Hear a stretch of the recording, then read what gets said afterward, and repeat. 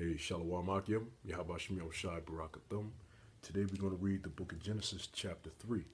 This is the book of Genesis, chapter 3. Now the serpent was more subtle than any beast of the field, which Yahweh power had made. And he said unto the woman, Yea, have the Most High said, Ye shall not eat of every tree of the garden?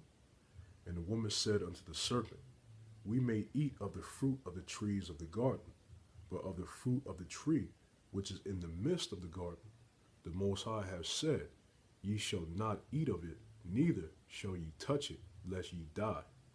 And the serpent said unto the woman, Ye shall not surely die, for the Most High doth know that in the day ye eat thereof, then your eyes shall be opened, and ye shall be as gods, knowing good and evil. And when the woman saw that the tree was good for food, and that it was pleasant to the eyes, and a tree to be desired to make one wise, she took of the fruit thereof and did eat, and gave also unto her husband with her, and he did eat. And the eyes of them both were opened, and they knew that they were naked, and they sewed fig leaves together, and made themselves aprons. And they heard the voice of Yahweh power walking in the garden in the cool of the day.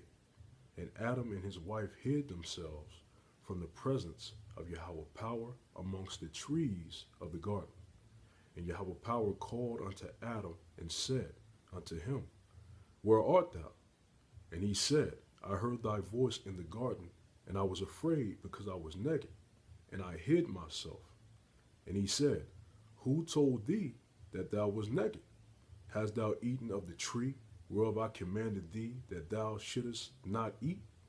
And the man said, The woman whom thou gavest to be with me, she gave me of the tree, and I did eat. And Yahweh power said unto the woman, What is this that thou hast done? And the woman said, The serpent beguiled me, and I did eat. And Yahweh power said unto the serpent, Because thou hast done this, thou art cursed above all cattle, and above every beast of the field. Upon thy belly shalt thou go, and dust shalt thou eat all the days of thy life. And I will put enmity between thee and the woman, and between thy seed and her seed. It shall bruise thy head, and thou shalt bruise his heel. Unto the woman he said, I will greatly multiply thy sorrow and thy conception.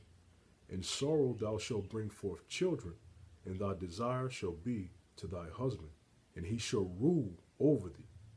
And unto Adam he said, Because thou hast hearkened unto the voice of thy wife, and hast eaten of the tree of which I commanded thee, saying, Thou shalt not eat of it, cursed is the ground for thy sake, in sorrow shalt thou eat of it all the days of thy life. Thorns also and thistles shall they bring forth to thee, and thou shalt eat the herb of the field.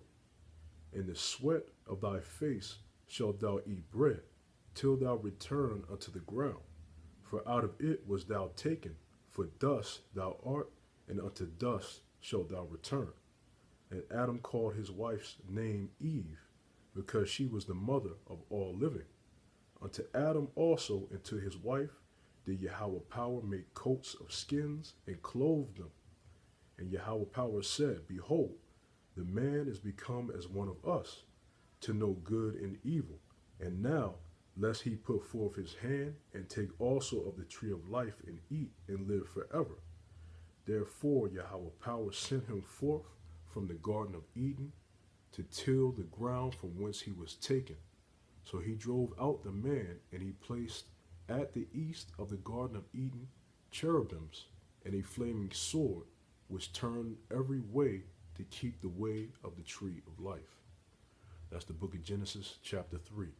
Yahweh Shem Shai Barakathum, and as always, double shalom.